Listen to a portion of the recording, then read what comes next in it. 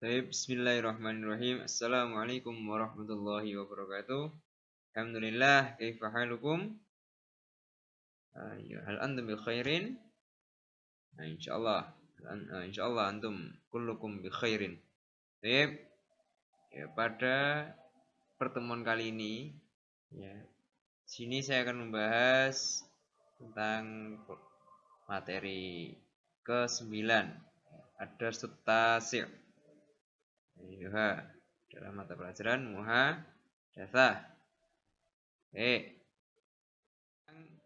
Saya akan membahas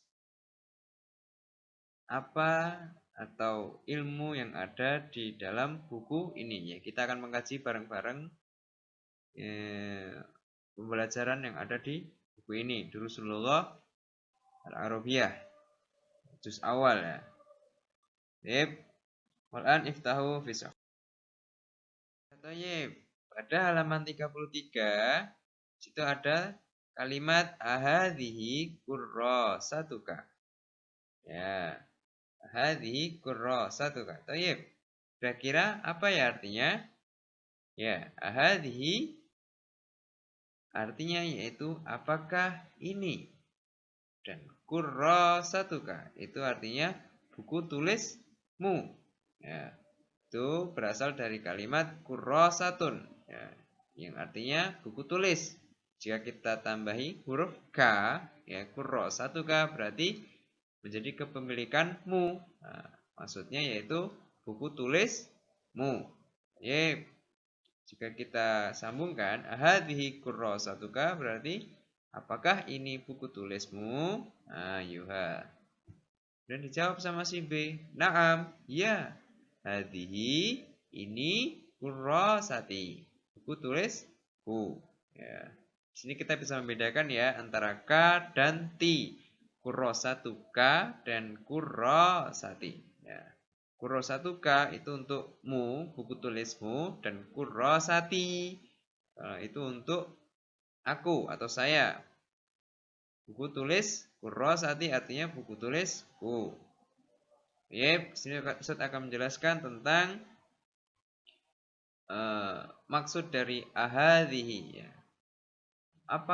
Kenapa kok di depan kalimat itu ada huruf A? Di sini saya akan jelaskan secara singkat.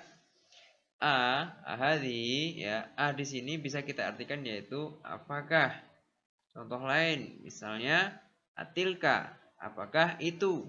Itu di sini untuk mu'annas. Kemudian ahadza, apakah ini? Kemudian adzalika, apakah itu?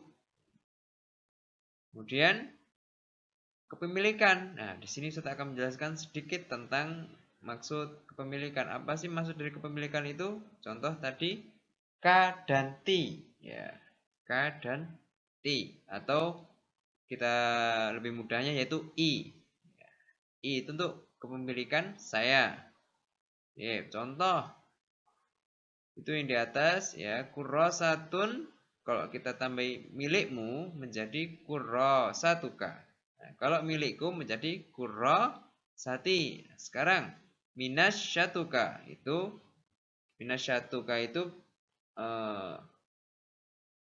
berasal dari kalimat atau kata benda yaitu minasyatun. Ya, artinya kemoceng. Jika kita tambahi domir anta atau kepemilikan mu untuk laki-laki menjadi minasyatuka, kemocengmu. Nah, kalau kepemilikan saya menjadi minasyati. Nah, seperti itu nggih. Contoh lain, kitabun. Nah, kita tambah ka menjadi kitabuka, bukumu. Kalau buku saya yaitu kitabi. Nah, yuha. Oke, yang terakhir, contoh yang terakhir yaitu itu berasal dari kalimat kolamun. Nah, jika kita tambahi domir anta atau kepemilikan kamu untuk laki-laki menjadi kolamuka. Jika milikku atau pulpen saya itu menjadi kolami. Ayo. Oke, selanjutnya yaitu bait kedua atau baris kedua, kam kurrosatan laka. Nah, kam kurrosatan laka. Kam di sini mempunyai arti yaitu berapa.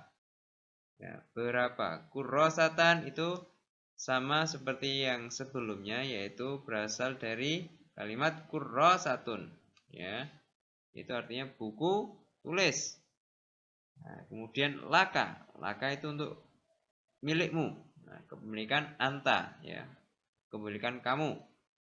Jadi jika kita sambungkan kam kurrosatan laka mempunyai arti berapa buku tulis yang kamu miliki. Nah, kemudian dijawab li tis'u kurrosatin. Li di sini untuk domir ana, yaitu saya mempunyai arti saya memiliki tis'u 9 kurrosatin buku. Nah, kenapa kok bukan kurosatan atau kurosatan Ustadz? Nah, karena itu masuknya jamak. Ya, setelah ini akan Ustadz sedikit jelaskan secara singkat tentang jamak. Baik. Sekarang Ustadz akan menjelaskan terlebih dahulu tentang kepemilikan. Nah, di sini ada beberapa domir. Ya, ada anta, ada ana, ada huwa, ada anti, dan hiya. Kalau anta, itu kepemilikannya menjadi laka. Seperti yang contoh yang di atas itu, kalimat yang di atas, laka, itu berarti domirnya apa? Anta, atau kamu, laki. Kemudian itu ada li. Ya, li adalah kepemilikan untuk saya atau ana. Nah, seperti yang contoh di atas itu. Kemudian huwa. Huwa menjadi lahu. Saya kasih contoh misalnya kam kurrosatan lahu. Nah, ya, kita ulangi. Kam kurrosatan lahu. Nah, arti yaitu berapa buku tulis miliknya. Nya di sini yaitu untuk dia laki. Kemudian lanjut. Anti, ya, anti sini adalah kamu perempuan. Ya, kalimat pemilikannya yaitu laki. Ya, laki. Kemudian hiya. Hiya adalah dia perempuan. Nah, kalimat kepemilikannya yaitu laha. Ayo. Kok dah lanjut. Nah, di sini saya akan menjelaskan tentang mufrad, musanna, dan jamak. Ya. Sini tadi Ustaz akan menjelaskan tentang tadi ya, kurrosatin. Kenapa kurrosatin Ustaz? Kenapa agak berbeda dengan kurrosatun atau kurrosatan? Nah, sini ada mufrad, musanna, dan jamak. Maksudnya apa Ustaz? Itu kok ada angkanya juga Ustaz? Nah, mufrad di sini memiliki arti yaitu untuk satu, ya bendanya hanya satu. Contoh kurrosatun, satu buku tulis. Contoh yang lain, kitabun. Nah, itu satu buku atau satu kitab. Itu masuknya dalam kategori mufrad, ya, mufradun, sendiri. Ya, kita sebut sendiri. Kemudian lanjut, itu ada contoh lain yaitu kurrosatani. Ya, memiliki arti dua buku tulis. Nah, itu disebut dengan musanna, atau jumlahnya ada dua. Nah, maksud kasih contoh benda yang lain, misalnya kolamun, ya dari kolamun. Kolamun itu mufrad, musananya apa Ustadz? Menjadi kolamani. Nah, kemudian contoh lain, sekolah. Nah, mufradnya apa Ustadz? Madrasatun.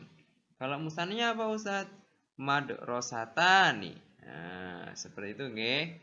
Nah, kemudian untuk jamak. Nah, jamak di sini agak berbeda, yaitu kurrosatun. Nah, itu jamak. Jamak itu maksudnya adalah jumlahnya itu lebih dari 3, ya, 3 ke atas. Ada 3, 4, 5, 6, dan seterusnya. Itu masuk dalam kategori jamak. Nah, seperti itu nggih. Baik, Ba'dah. Ayo, di sini bait ketiga. Nah, baris ketiga pada halaman 33 ada kalimat aina hujratuka. Aina hujratuka. Aina di sini memiliki arti yaitu di mana. Ya, di mana. Hujratuka itu berasal dari kalimat hujrotun. Ya, itu artinya itu kamar. Kalau kita tambahi huruf K atau domir anta menjadi hujratuka memiliki arti yaitu kamarmu. Jadi aina hujratuka memiliki arti di mana kamarmu. Ayuha. Dan dijawab sama si B, hujroti hunaka. Kamarku di sana. Di sini saya akan menjelaskan tentang sedikit bertemakan huna dan hunaka. Apa itu Ustadz? Kita sebut huna dan hunaka ini seperti saudara kembar. Huna di sini memiliki arti yaitu di sini, ya, di sini. Dan hunaka yaitu di sana. Seperti itu. Lebih mudahnya yaitu huna di sini atau lebih bisa kita artikan dekat. Seperti itu. Ya, dekat, benda yang dekat.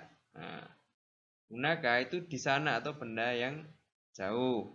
Seperti itu. Mungkin cukup sekian penjelasan singkat yang saya sampaikan. Semoga bermanfaat. Kurang lebihnya saya mohon maaf. Syukran ala husni itimamikum. Wassalamualaikum warahmatullahi wabarakatuh.